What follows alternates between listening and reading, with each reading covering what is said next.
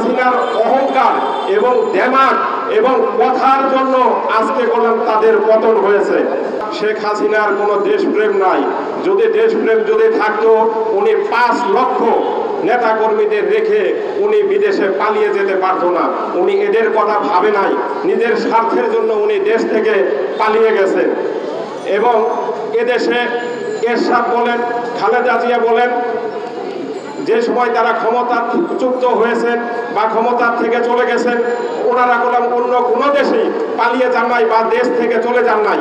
একমাত্র শেখ হাসিনাই দেশের ভালোবাসে নাই, জনগণকে ভালোবাসে নাই, এই জন্যই উনি দেশ থেকে চলে গেছে। আমাদের নেতা কর্মীদের উদ্দেশ্যে একটা জিনিস বলতে চাই যে দেখেন, শেখ হাসিনার অহংকার এবং দেমাগ এবং কথার জন্য আজকে বললাম তাদের পতন হয়েছে। তা আপনাদের অবশ্যই মনে রাখতে হবে, আমরা নতুন সংগঠন, আমাদের সামনের দিকে উজ্জ্বল একটা ভবিষ্যৎ আছে। আমরা আমাদের জবানকে, কথাকে লাগাম দিয়ে কথা বলবো, যাতে আমাদের কথায় অন্য কেউ অসন্তুষ্ট না হয়। আমরা যেন কোনো উশৃঙ্খল ব্যবহার না করি। উশৃঙ্খলের পরিণাম করলাম ভালো হয় না, সেটা আমরা করলাম এই সরকার থেকে শিখেছি। আমাদের গাজীপুরে এখনো বিভিন্ন জায়গাতে হামলা হচ্ছে এবং রাতের বেলা ঘুমাতে পারছি না। ডাকাতের জন্য ডাকাতের উপদ্রব বেড়ে গেছে। আপনারা সবাই এই জিনিসটা সজাগ দৃষ্টি রাখবেন যে গাজীপুরের বিভিন্ন এলাকায় ডাকাতি হচ্ছে, লুটতরাজ হচ্ছে। এই সরকারকে আবার পুনরায় বসানোর জন্য আপনারা জানেন যে 1991 সাল থেকে গাজীপুরের প্রত্যেকটি আসনে আওয়ামী লীগ সবসময় জয়লাভ করেছে। আওয়ামী লীগের খুব আপনার গোপালগঞ্জের পরেই হলে গাজীপুরের স্থান। গাজীপুরে তারা এখনো আবার আমাদের উপরে অগ্রসর করতে চায়।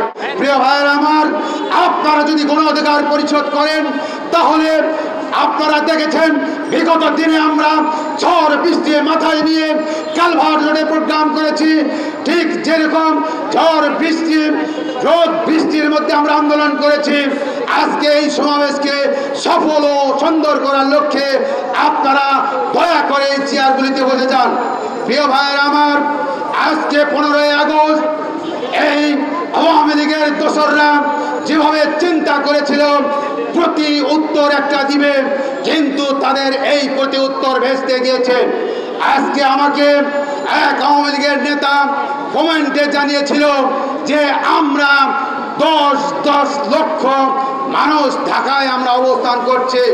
আমি তাদেরকে গণ অধিকার পরিষদের পক্ষ থেকে আমি দাওয়াত করেছিলাম, আমরা আল-রাজীব বিল্ডিং এর সামনে 10,000 লোক আছে, আপনারা 10 লক্ষ লোক যদি আসেন এখানে, আপনাদেরকে আমরা সুন্দরভাবে চা খাওয়াবো, তার সাথে অন্য কিছু দিয়ে এই বাংলাদেশ থেকে বিতাড়িত করব।